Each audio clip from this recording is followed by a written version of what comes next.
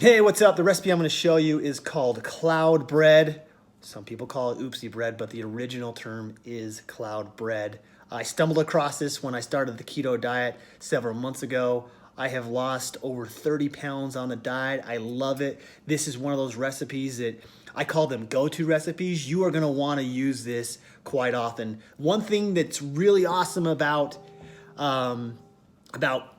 cloud bread is it is extremely versatile. You can use it for sandwiches, like a little wheat, those multi-grain sandwich thins you can buy. It's kind of what it's like. You can use it for that. You can use it for a sandwich wrap. You can use it for a taco. I've used it for garlic bread. So there's multiple ways that you can use this bread, and really simple, just adding little variations here and there can really spice up this cloud bread. So that's what I'm gonna show you today. Real simple, real easy. If you've been nervous about doing it, you're only out, seriously, a few eggs and a half a thing of cream cheese. Realistically, that's what it is. Other thing I like about this, other YouTubers and other sites are gonna say, it's no carb bread, it's no sugar bread. That's not true. It is super low in carbs. There are carbs in it. There are carbs in sugar, or carbs in cream cheese. There's carbs in eggs. There's carbs in flax meal. It's just super, super low in carbs and super, super low in sugar. But really, it's high in protein compared to other bread alternatives. So that's kind of the benefits of it that I like. So I'm gonna show you what the recipe or what the ingredients are, and then kind of show you the end product and what I do to go about it. Simple ingredients: cream cheese, it's like a half a block of a cream cheese block that you get at the store, baking powder, a half a teaspoon, 3 eggs, make sure you separate the whites and the yolks, cream of tartar, it's a 1/4 teaspoon, and then flax meal. I love to use organic flax meal, but you don't have to use flax meal if you don't want to. That's 1 tablespoon. And that's optional too, by the way. You can make this without the flax meal. And then just a pinch of salt, just enough to appease your appetite. So there are 2 major components to this recipe. One of them is going to be your egg white mixture, okay? I've separated my egg whites from my egg yolks. I'm gonna have a pinch of salt, and then I add cream of tartar to help it whip evenly. It achieves that fluffy airiness quicker, and you get a more stiffly beaten egg when you use cream of tartar. So that's gonna be your first mixture that you're going to do. So seriously, it's just that easy. Throw in a little bit of salt, the cream of tartar, the egg whites, and I just start to whip them. Like I said, I got them at medium speed. You'll kind of want to keep an eye on them, check them out, but it's gonna get frothier and airier. And once again, this egg white mixture, this is the key to the whole entire component is going to be your cream cheese and egg yolk mixture.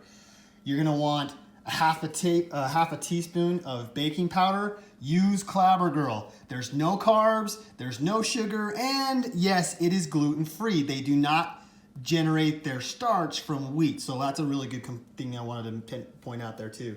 And then I use a tablespoon, and it's kind of a heaping tablespoon of organic flax meal.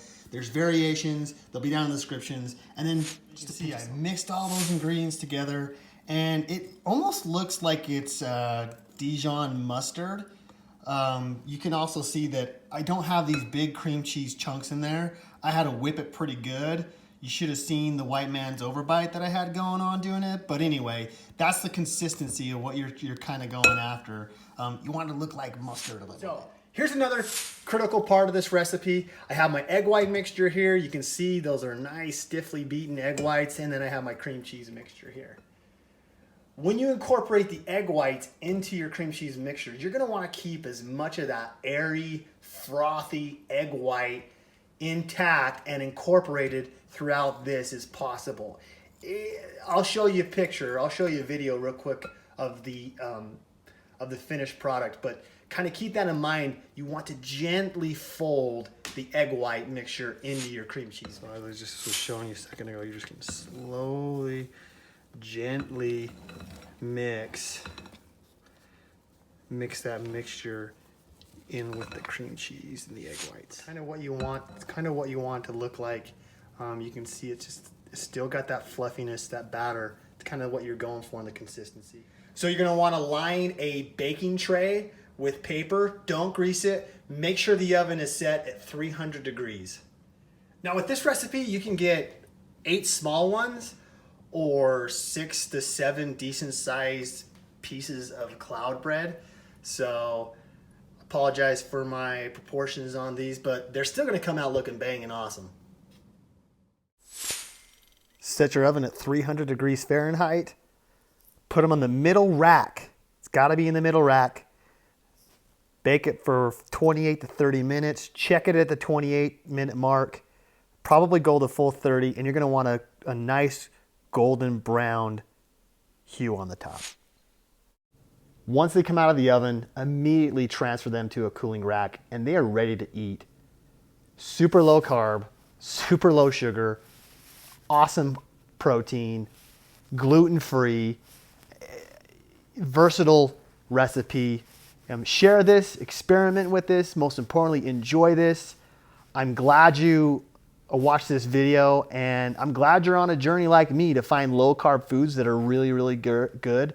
And if you have any tips on this, leave a comment below. If you have some other way that you use it or some little variation, share below what that is. I'd love to learn more from everybody.